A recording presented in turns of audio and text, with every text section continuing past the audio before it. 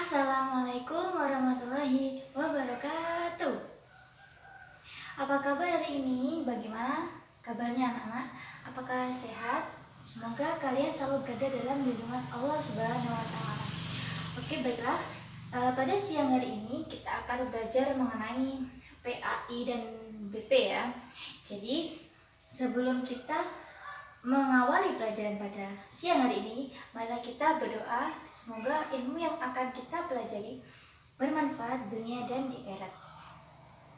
Oke anak-anak, ayo kita berdoa bersama-sama pakai nada alimna ya. Bismillahirrahmanirrahim. Raditu billahi robba wa bil islami dina wa bi Muhammadin nabiyya wa rasula. Rabbi zidna ilma warzuqna fahma. Amin ya rabbal alamin. Apakah ada yang tahu hari ini kita akan belajar apa?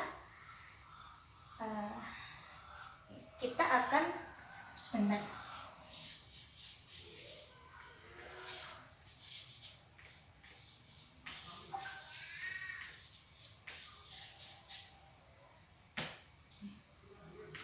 PAI dan BP. Hari ini kita akan mempelajari KD 1.13. Cepat sekali ya. 1.13. Mengenai apa? Mengenai bagaimana 1.13 menghayati perjuangan dan kepribadian para Khulafaur Rasyidin untuk sebagai penerus perjuangan Nabi Muhammad SAW dan risalah bagi risalah agama Allah Subhanahu wa Ta'ala. Ya. Khulafaur Rasyidin.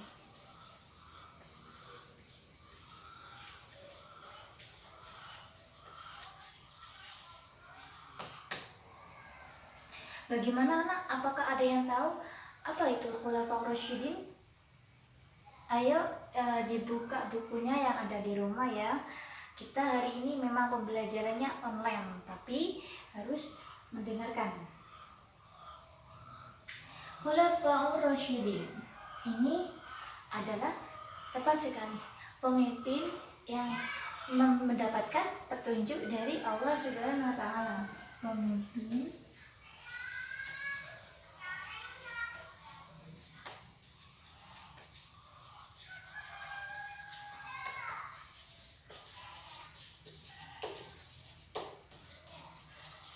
dari Allah. Khulafaur Rasyidin ini ada berapa? Ada yang tahu?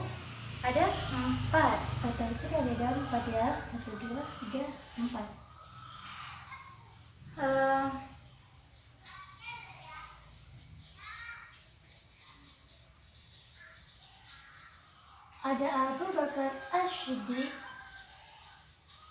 Sebelumnya Khulafaur Rasyidin ini merupakan seorang pemimpin yang dipilih langsung atau mendapatkan petunjuk dari Allah Subhanahu wa Ta'ala. Khulafaur Rasyidin ini merupakan seorang pemimpin yang langsung dibimbing oleh Rasulullah SAW. Bagaimana tidak? Karena mereka ini merupakan sahabat terdekat dari Rasulullah SAW.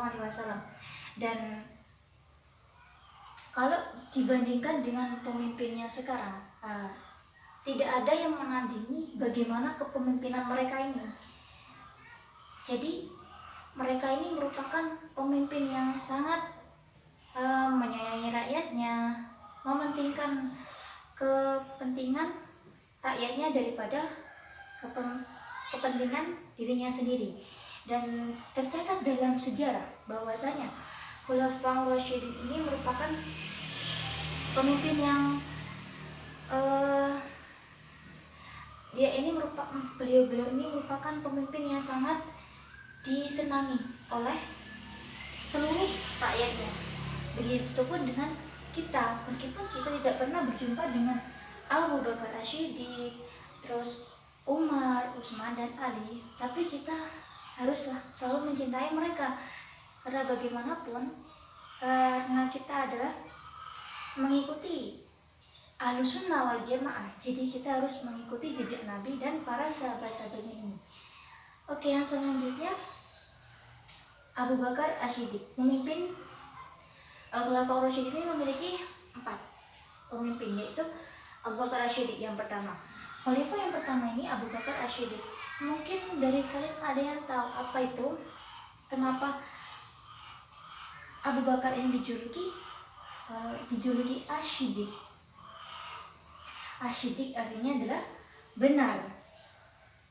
Dan Rasulullah SAW memberikan gelar Asy-Siddiq kepada Abu Bakar ini karena pada saat Rasulullah itu melakukan perjalanan Isra Mi'raj, yaitu pada dalam perjalanan dari Masjidil Haram ke Masjidil Aqsa, lalu naik ke Sidratul Muntaha, yaitu langit ke-7, dan disitulah Rasulullah SAW mendapatkan perintah untuk sholat 5 waktu. Dan perjalanan itu hanya dilakukan selama sepertiga malam. Jadi sepertiga malam. Jadi pada saat Rasulullah SAW itu menceritakan kepada para orang-orang kafir yang ada di sana, para penduduk Mekah, tidak ada yang percaya. Bahkan mereka menyatakan bahwa Nabi Muhammad SAW ini adalah pembohong. Jadi, dan pada saat itu Abu Bakar Asy-Siddiq ini langsung saja membenarkan peristiwa tersebut. Ini jadi karena itulah Rasulullah SAW memberikan gelar Asy-Siddiq kepada Abu Bakar. Pada saat Abu Bakar ini merupakan as-sabiqun al-awwalun, yaitu orang yang pertama masuk Islam, generasi pertama masuk Islam.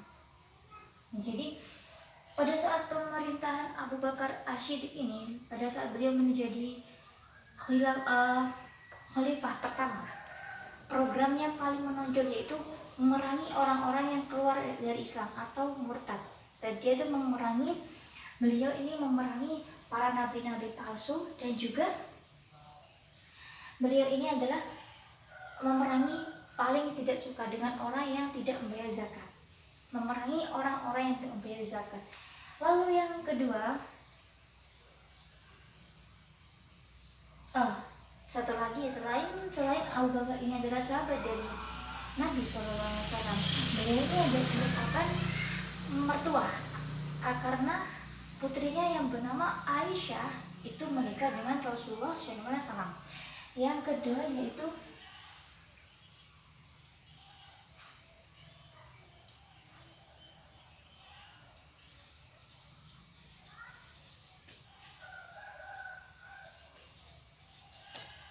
Umar bin Khattab. Umar bin Khattab ini merupakan khalifah yang kedua ya. Khalifah yang kedua. Ada yang tahu apa julukan dari Umar ini? Betul sekali. Umar ini memiliki julukan Al-Faruq. Apa itu Al-Faruq?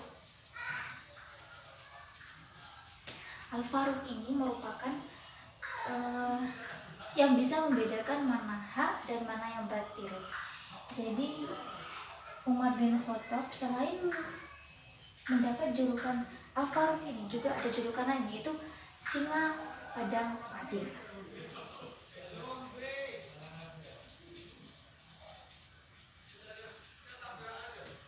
Singa Padang Pasir. Mengapa? Karena Umar bin Khattab ini merupakan seorang pemuda yang sangat ditakuti oleh orang-orang Islam pada saat itu. Pada saat Umar belum masuk Islam, dan pada saat masuk Islam pun Umar tetap ditakuti oleh orang-orang kafir Quraisy. Dan pada saat masuk Islam pun Umar ini menjadi orang-orang kafir itu sangat takut atau berkecil hati karena Umar masuk Islam. Dan Islam itu menjadi lebih kuat karena adanya Umar bin Khattab. Saya akan menceritakan bagaimana sedikit bercerita bagaimana Umar bin Khattab ini bisa masuk Islam. Nah, pada saat itu ketika malam hari Umar bin Khattab ini berjalan menuju ke masjid. Dan pada saat itu Rasulullah SAW telah membaca sedikit ayat Al-Quran. Dan saat itu hati Umar tergerak. Benih-benih Islam itu telah muncul di hatinya. Namun Umar bin Khattab ini masih menyangkal, masih belum yakin dengan agama Islam dan sangat tambah membenci Rasulullah SAW. Nah, beberapa hari kemudian Umar bin Khattab ini berjalan tergesa-gesa untuk mencari Nabi SAW.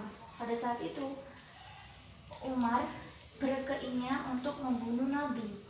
Nah, pada saat itu pula di tengah perjalanan ada saudara sepupunya Umar yang bernama saya sedikit lupa, Nuaim, ya, bernama Nuaim. Dan dia bertanya kepada Umar, "Wahai Umar, mau kemanakah engkau?" Dan Umar pun menjawab, dia akan mencari dan membunuh Nabi SAW. Pada saat itulah Nuaim mengatakan bahwasanya adik Umar bin Khattab yang bernama Fatimah dan juga suaminya yang bernama Harith ini masuk Islam. Pada saat itu langsung Umar mendidih dan dia langsung datang ke rumahnya Fatimah, yaitu adiknya. Lalu dia mendengar sayup-sayup orang membaca Al-Quran dan Umar pun masuk serta dia menampar serta menginjak-injak suami dari Fatimah tersebut, dan Fatimah menolong. Lalu Umar bin Khattab ini menendang Fatimah sampai kepalanya tuh berdarah. Dan pada saat itu pula Fatimah menyatakan bahwa, "Wahai Umar, kebenaran tidak ada pada agamamu. Asyhadu alla ilaha illallah wa asyhadu anna Muhammadar Rasulullah." Pada saat itulah Umar langsung tergerak hatinya. Dia merasa bersalah dan dia pun meminta maaf serta mengatakan bahwa dia ingin meminjam tulisan ayat Al-Quran tersebut. Lalu Fatimah mengatakan bahwasanya ayat suci Al-Quran ini tidak mau disentuh oleh orang-orang yang kotor. Umar pun pergi untuk membersihkan diri dan lalu setelah membersihkan diri dia membaca Al-Quran tersebut, lalu mengatakan bahwa sungguh indah ayat ini, dan dia pun bersedia masuk Islam. Dan seketika itu Umar menyatakan masuk Islam di hadapan Rasulullah dan para orang-orang mukmin yang lainnya. Pada saat itulah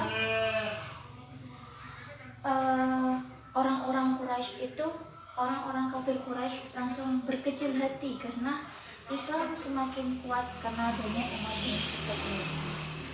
Selanjutnya, pada masa Khalifah Umar bin Khattab ini, beliau ini dikenal dengan sifat kesederhanaannya, kedermawanannya, dan juga beliau ini lebih mementingkan kepentingan rakyatnya, kepentingan orang banyak daripada kepentingannya sendiri.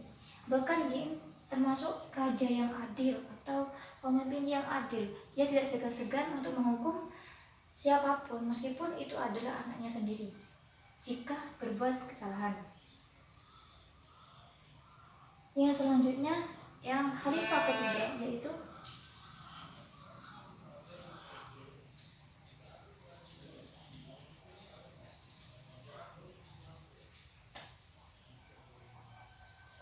Utsman bin Affan. Utsman bin Affan ini memiliki julukan Zunnurain. Apa ada yang tahu mungkin kenapa dijuluki seperti itu? Karena atau dijuluki dengan pemilik dua cahaya, karena Utsman bin Affan ini menikahi dua putri Rasulullah yang bernama Sayyidah Ruqayyah dan Ummi Kulsum. Maka dari itu Utsman bin Affan memiliki julukan Dzunurain dan atau biasa disebut dengan pemilik dua cahaya. Nah, Utsman bin Affan ini merupakan sosok pemimpin yang sangat sederhana. Beliau ini adalah merupakan sahabat dari Rasulullah SAW yang paling kaya. Dan pada saat menjadi khalifah pada masa itu, beliau ini menghabiskan jiwa dan raganya, harta benda untuk kepentingan Islam. Bahkan dia Utsman bin Affan ini mampu membalikan sebuah sumur dari orang-orang Yahudi ini untuk kepentingan dari rakyatnya.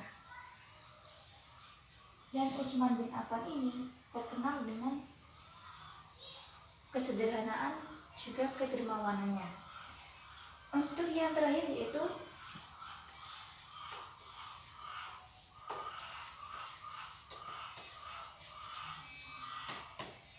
Ali bin Abi Thalib. Ali bin Abi Thalib ini selain menjadi sahabat dari Rasulullah SAW, dan ini juga merupakan sepupu dari Nabi kita, Nabi Muhammad SAW. Karena beliau ini adalah anak dari paman Nabi, paman yang sangat mencintai Nabi, yaitu Abu Thalib. Ali bin Abi Thalib ini telah diasuh oleh Rasulullah beserta istrinya Khadijah, karena Sayyidah Khadijah, karena pada saat itu Rasulullah tidak memiliki anak laki-laki, jadi beliau mengangkat Ali bin Abi Thalib dan mengasuhnya. Ali bin Abi Thalib ini merupakan juga selain sepupu, dia adalah menantu karena telah menikah dengan putri tercinta Rasulullah SAW, yaitu Fatimah Az-Zahra. Ya, jadi Ali bin Abi Thalib ini merupakan pemimpin yang sangat cerdas, khalifah keempat, dan beliau ini dikenal dengan kecerdasannya. Karena apa? Karena Rasulullah dari kecil, Ali bin Abi Thalib ini telah dididik oleh Rasulullah, dan Rasulullah pun mengatakan, jika aku adalah kotanya ilmu, maka Ali adalah gerbangnya. Jadi apapun, bagaimanapun, Ali bin Abi Thalib adalah orang yang cerdas, orang yang berpengetahuan tinggi, karena beliau ini langsung terdidik langsung oleh Nabi Muhammad SAW. Begitulah keempat ini kita dapat mengambil hikmahnya bahwa menjadi seorang pemimpin itu harus yang cerdas, harus menjadi orang yang dermawan, selalu mementingkan kepentingan rakyat atau kepentingan orang banyak dan daripada kepentingan sendiri, dan juga menjadi orang yang pemimpin yang begitu takut, yang takut akan Allah atau perintah, selalu taat pada Allah, yaitu menjalankan segala perintahnya dan menjauhi segala larangannya. Mungkin itu saja yang dapat Ibu sampaikan. Terima kasih atas perhatiannya. Mohon maaf apabila ada kesalahan. Mari kita tutup dengan doa kafaratul majelis. Berdoa, Bismillahirrahmanirrahim. Subhanakallahumma wa bihamdika asyhadu an la ilaha illa anta astaghfiruka wa atubu ilaik. Jika nanti ada pertanyaan, boleh kalian komen di bawah komentar ya. Sekian dari saya. Assalamualaikum warahmatullahi wabarakatuh.